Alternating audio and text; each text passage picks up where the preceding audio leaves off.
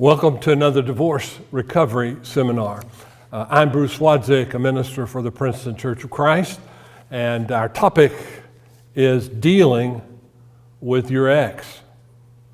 Now, when we talk about this, sometimes we think, well, I just don't want to have anything to do with them. But if you have children in common, you're going to have to deal with them because you share that common bond. And of course, if they live in the same area that you live in, you're probably going to bump into them.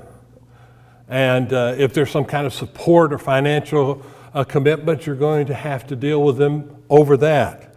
So how do we deal with our ex? There tend to be stages that we go through when we are dealing with our ex. The first state tends to be the vindictive one.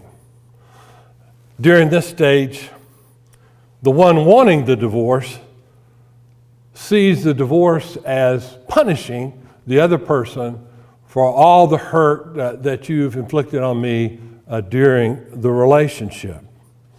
And the other perhaps looks at this now being vindictive to the other person so that we will punish that person for choosing to leave us. So this is not a good stage to find yourself at. I'll get you back for this kind of stage because, you can never effectively punish another person. You're mostly punishing yourself when you are stuck in a vindictive state. The next stage tends to be hostility. Sounds similar, but not identical. Anger is a part of every divorce. And we just have to be aware we're going to go through that phase. And as individuals, we tend to process anger in different ways. We need to know ourselves as we go through this. Some people process their anger externally. Their outburst of anger, they're stomping around, they're slamming of doors. Some people get their anger out in a very external way. Not necessarily with their ex, but with other people that they're in a relationship with. Or perhaps you internalize your anger, turn your anger inward, which tends to lead to depression, or a lot of self-blaming and a lot of hand-wringing when our anger is turned inward. But the good news is that we finally moved to stage 3, which is apathy. After you've been very angry or vindictive, it's just nice to get to the stage where you're apathetic. Your anger has subsided. You're tired of worrying or being angry with your ex. You're just tired of it all. Sometimes this phase is also accompanied with feelings of depression and loss. The fourth stage in dealing with our spouse is relief. After apathy comes feelings of relief. You're glad you're out of the marriage. You remember how difficult, how demanding it was. And so there's a sense in which that burden of having to be a couple has been removed. And so earlier you were angry and vindictive and then apathetic. Now you feel not just apathy, but a sense of relief. Because obviously it's more difficult to be in a relationship than it is to just be on your own. More complicated. And then the fifth stage is neutrality. You feel okay about your life, and you really no longer love or hate your ex. You just come to a neutral place where your emotions are no longer front and center about what's going on. Now, everyone would like to move very quickly to neutrality, but this process of going through stages of dealing with our ex, whether it's the grieving process or it's this process of dealing with our ex, it takes time. Sometimes it takes at least a minimum of a year, oftentimes 2 years or 3 years to go through a full process of grieving to get to a place where consistently you are in this neutrality state where you neither love nor hate your spouse, and you're not caught up in all the memories of the past and are free to live in the present. Another factor involved in dealing with our ex is the scenario you envision for your divorce. You know, we all have our ways of creating a perspective. For example, the victim divorce. This is where we feel like we've been victimized by our spouse. They took advantage of us, they hurt us, and then they dumped us. And we're a victim in this. Now, obviously, if I feel like I'm a victim, I'm going to be very angry at you, and I'm going to think you need to pay me back for all the bad that you've done, which you're going to find in the divorce process, whether we're talking financially or other ways, is not going to happen. So if we see ourselves as a victim, that can further complicate this process of dealing with our ex. Or sometimes we view our divorce in this way. It's a problem divorce, meaning, well, she had a problem. Well, he had a problem. So it's not my fault. You know, they were an alcoholic, or they abused drugs, or they couldn't keep a job, or they were this angry person that was unable to form intimate bonds with. But if it's a problem divorce, of course, we could identify ourselves as a problem too. That's another way we tend to get stuck, because that's a very narrow way of looking at reality. Or then there's what I call the little boy, little girl divorce. This is where one or both of the people just weren't mature enough to be in a marriage. And when the going got tough, they got out. This is just too hard. This is just too difficult.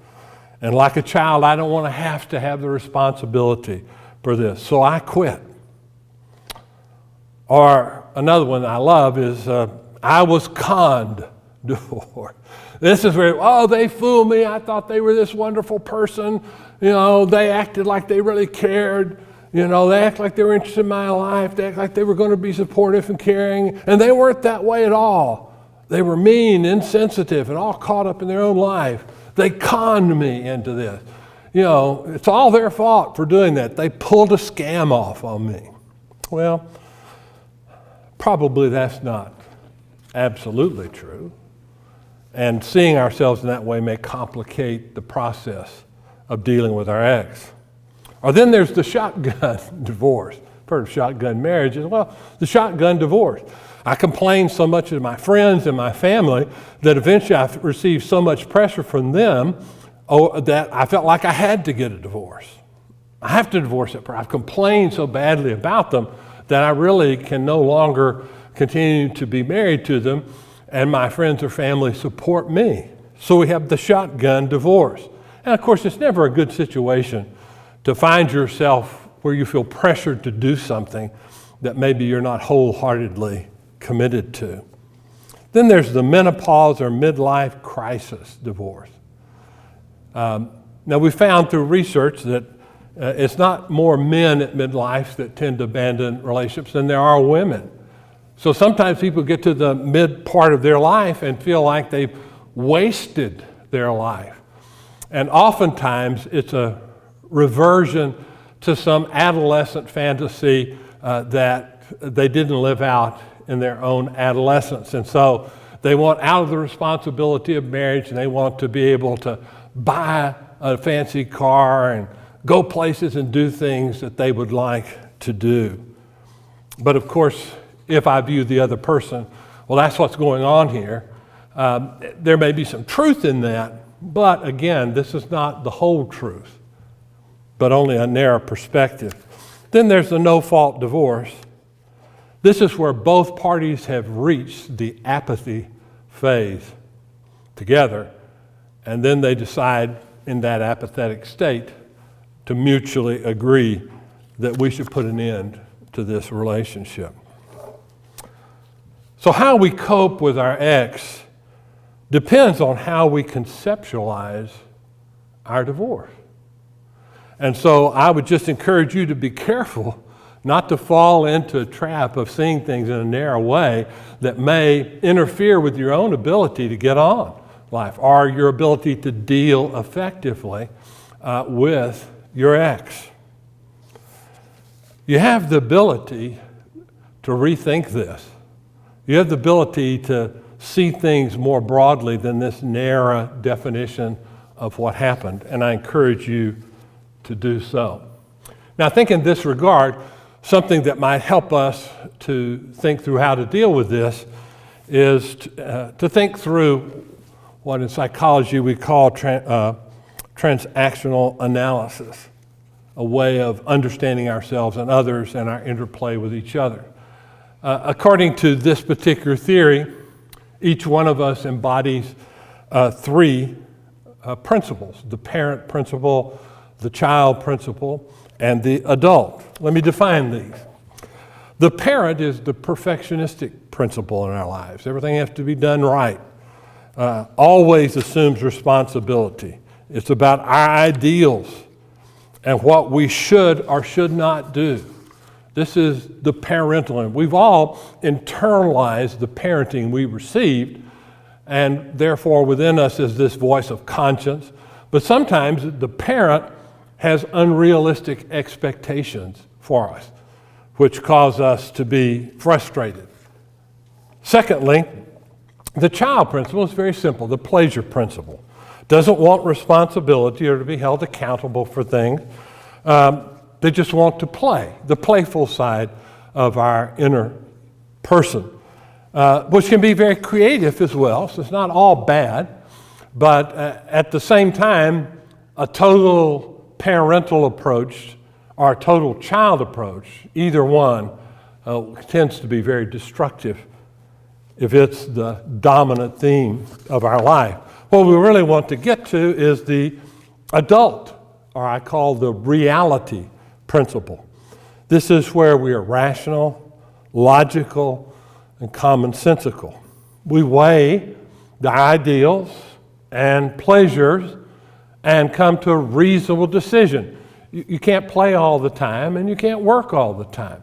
So we come to a healthy, adult, reasonable decision of how to balance our life between these two principles. And we're open to options on how to do that. Now, what complicates things is when we get into marriage is that sometimes the partner on the other side brings out in us one of these principles or another. For example, sometimes the parent principle is brought out when a person feels the need to be nurturing, caring, forgiving in a parental way. But the same parent also tends to be critical, judgmental, and very perfectionistic, not satisfied with anything short of absolute perfection. And so if you are operating in the parent principle, it draws out the child in your partner.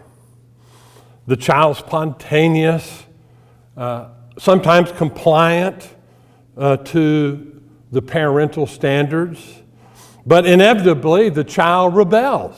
They get tired. They never can quite live up to their parents' expectations, and so they're rebellious. Either outright rebellious or passive aggressive in their rebellion. And so, unfortunately, we sometimes bring out the worst in our partner. If we act very childish, it calls on the parental figure in our partner to step in and to parent us. But a marriage isn't a parenting situation.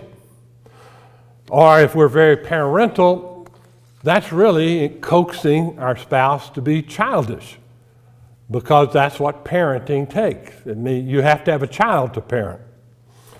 But what we need to, of course, strive for is to be in our adult evaluates concerns, both the parental concerns and the child's feelings and concerns, and makes a reality-based decision.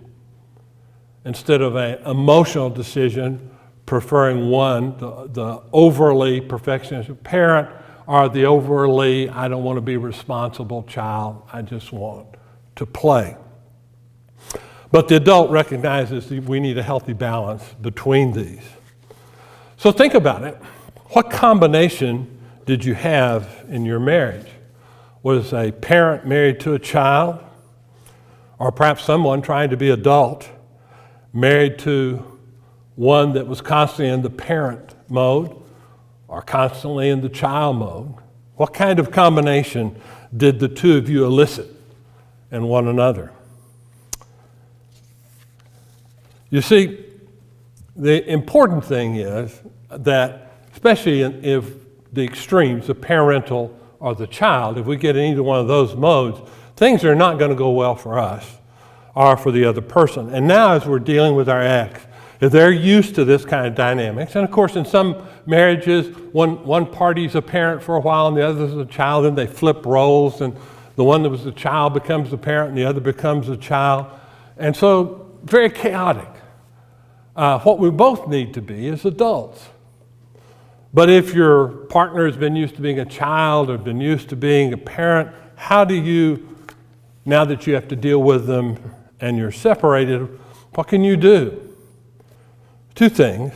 Begin moving in an adult manner and responding to their childishness or their parental attitude in an adult manner. You're kind of calling them to step out of one of these roles, and you're staying in the adult mode, addressing them rationally and commonsensically.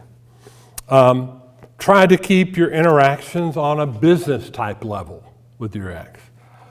Deal with the facts until you feel more comfortable in your own recovery. And so, again, these are factors that play in our interactions with our ex that we need to be aware of, or else they will sabotage our attempts to deal with our ex.